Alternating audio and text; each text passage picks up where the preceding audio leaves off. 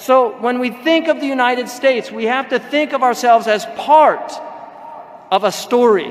The Muslims are part of a narrative, and we have been part of this narrative from the beginning. The Muslims were here from the very start. There's evidence that we were probably here before Columbus, and that's a debatable point. But we know that the Muslims have been here for over 500 years. There's ample historical evidence to prove that. We have cities in the United States that were named by Muslims. There are several cities in the United States that were named Medina. We have a city in Indiana that's called Muhammad, the city of Muhammad, Illinois. We have a city in Indiana called Medina, and many of the graveyards have a hand with a finger pointing up, and they have Muslim names on this.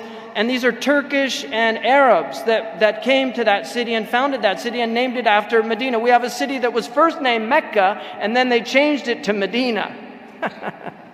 So the Muslims have been here, and they have been part of this. We know in this city, there was a beautiful Muslim that was painted by the great painter Peale, who also painted George Washington, Yaro Mahmoud. This man was noted for, he lived in Georgetown, he was a freed slave, he was a Fulani, he was brought to America as a slave, he was a Fulani, and he was noted for chanting his Islamic prayers while walking around Georgetown. And he was such a pleasant person that Peale, who originally planned to paint him in a day, ended up spending several days with him. This is part of American history. Islam is the only religion that was honored. If you go to the Library of Congress, it is the only religion that is mentioned. If you look at the dome above the Library of Congress in the main hall, you will see Islam.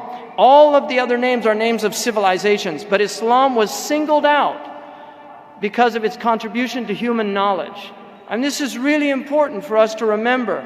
So we have been part of this story. Muslims fought in all of these wars in American history, fought for this country. Muslims died in World War II for this country, in World War I. In the Civil War, there were Muslims fighting. So this idea somehow that we're alien is a completely unacceptable idea. The second thing I want to emphasize about it is that the Muslims, many of you are immigrants in the post-1965 Act of Immigration, which enabled people to come to this country from countries that traditionally it was very unusual. There were always people from these countries, and Jefferson actually mentions Mohammedans and Hindus as people that he wanted to feel safe living in America. So he mentioned this in his letters about his Virginia Act of Toleration. So it's very important to remember that America is a land of immigrants. There is ample evidence even that the original inhabitants of America, the Aboriginals, came from Asia over the Bering. And the Navajo people, their genetic disposition is identical to peoples in Mongolia. So everybody that has come to America has come as an immigrant, even the original inhabitants of the New World. So it's very important for us to remember that America is a story of immigrants, and that you are part of that story. Those of you who have come late are still part of that story, and you cannot see yourselves as somehow as foreigners. America has always had accents. Always. There's no point in American history that there were not Americans with accents. When Tammany Hall was at the height of its power, many of those politicians spoke and gave their speeches with Irish brogue. And they were part of America. They were embraced sometimes, and other times they were not. They were fought. And they had to duke it out on the streets until they found their place at the table. African Americans, this is one of the both tragic and great stories of this country, is the African American story. And the Muslims are part of that story because we know that there's ample evidence that 1/5 out of the Muslim population were probably from Muslim background. When Malcolm X made that statement, James Michener, who was an author of historical novels, he wrote Shogun and some other novels. James Michener said that's complete fantasy. Well, Alex Haley, who wrote Roots with Malcolm X, was disturbed by that, just the dismissive. He wrote an article, Michener, saying that this was complete rubbish. Alex Haley was upset by that, and so what he decided to do was actually study the issue. And so he decided to study his own family, and he wrote a book called Roots. And this book became a television series that had a massive impact on the American psyche in the early 70s.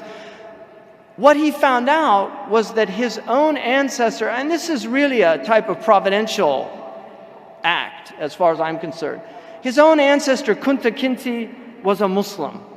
So Alex Haley, who co-wrote with Malcolm X the autobiography of Malcolm X, he was the one that took all the interviews and he put this piece together. When he studied his own lineage, he found out that he was from a Muslim family in Senegambia.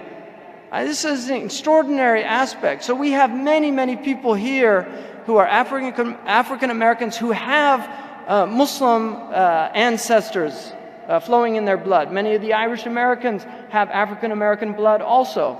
So my point is, don't see yourselves as aliens here. Alien acts are always thrown out in American history. America has temporary delusions, but it's the people that call them back to their sanity. Those are the voices that we have to listen to, and those are also the voices that